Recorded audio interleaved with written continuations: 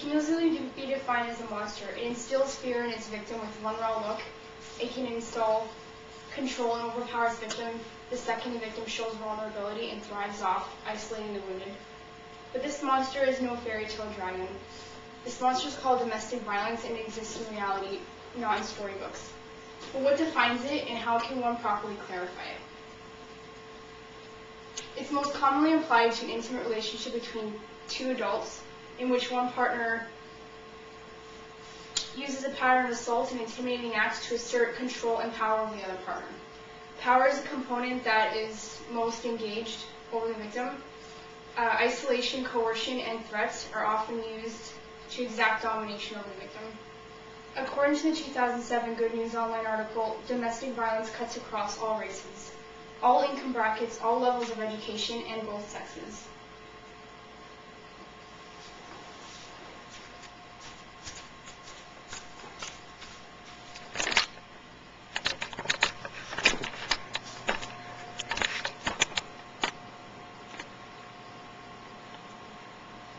Hey, here's Adrienne DeVita, taken on July 3rd, 2003, and this is taken a full 2 weeks after she was beaten by her drunken boyfriend.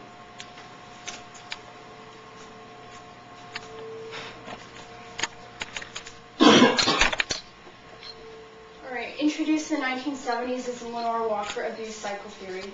This can shed light as to reasons why a lot of victims are unable to escape this pattern of abuse. It's composed of 3 phases. The first phase is called the honeymoon phase. This marks a time in the relationship where there's a lot of caring, adoration, affection, and gift giving. This phase can over time escalate into the tension building phase. This is a building of anger within the abuser. This anger is often unfounded and irrational, and there's little a victim can do because of this to stifle the anger or to calm it down. This phase is marked by paranoia, increased anger, jealousy, and control. This phase then escalates over time into the acting out phase. This is when the abuser becomes violent. The violence is either emotionally in manner or physical, and it's often both. By this point, the victim is too scared to say anything to anyone or to go anywhere for help, in fear they might get caught by the abuser, or the attacks will increase in severity or amount.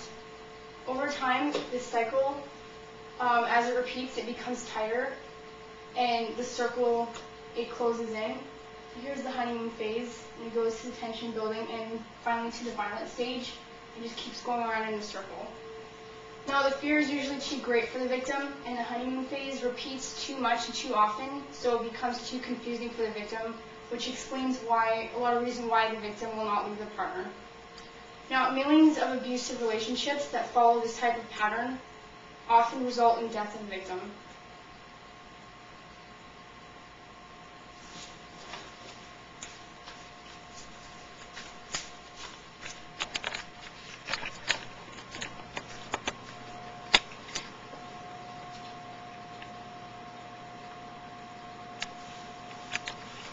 Domestic violence has been around for many generations and has cut across many cultures.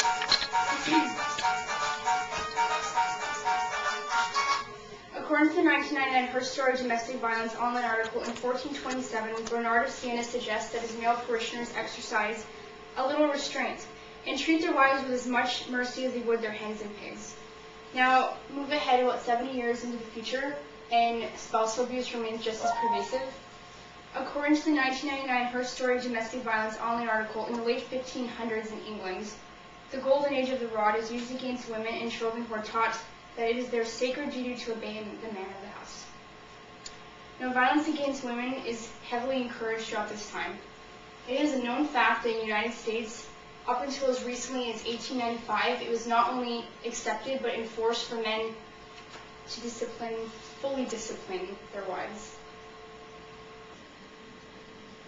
Here's a picture of Carolyn Thomas of Houston, Texas. She was shot in the face by her boyfriend. The gun blast destroyed most of her face, including the right eye, her nose, cheeks, and her upper jaw. And this is taken, I think, after several reconstructive surgeries already.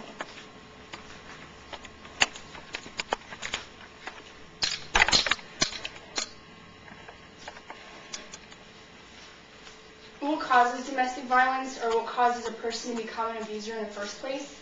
It can be rooted directly to psychological issues that the abuser is battling. The most common primary culprits are low self-esteem and anger control problems.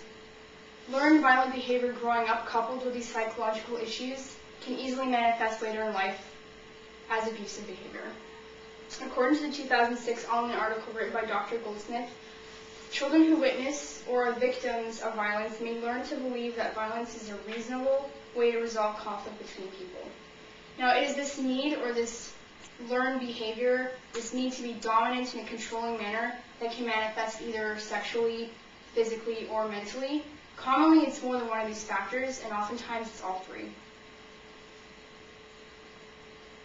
Here's a public service announcement with some examples of what domestic abuse can entail. Punching, kicking, spitting, hurting your children, burning with cigarettes, hurting in front of your children, calling you a failure, and even rape.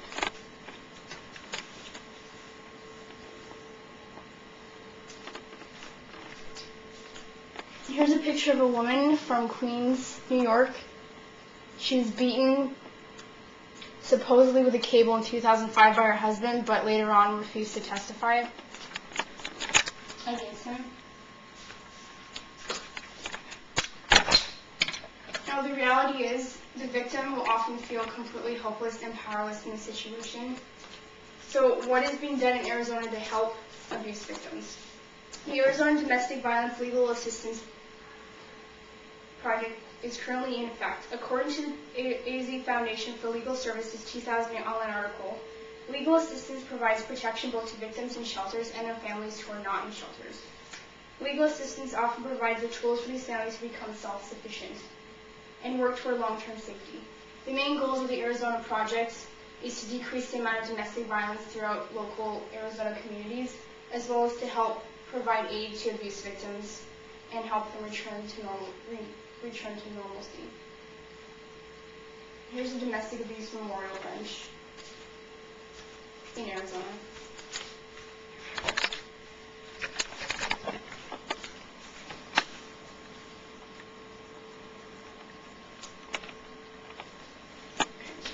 Domestic violence is a serious issue in the United States. It's hard to define and even harder to remedy for the victim. The laws are tightening, and local police departments are taking domestic calls more serious than they ever have in the past.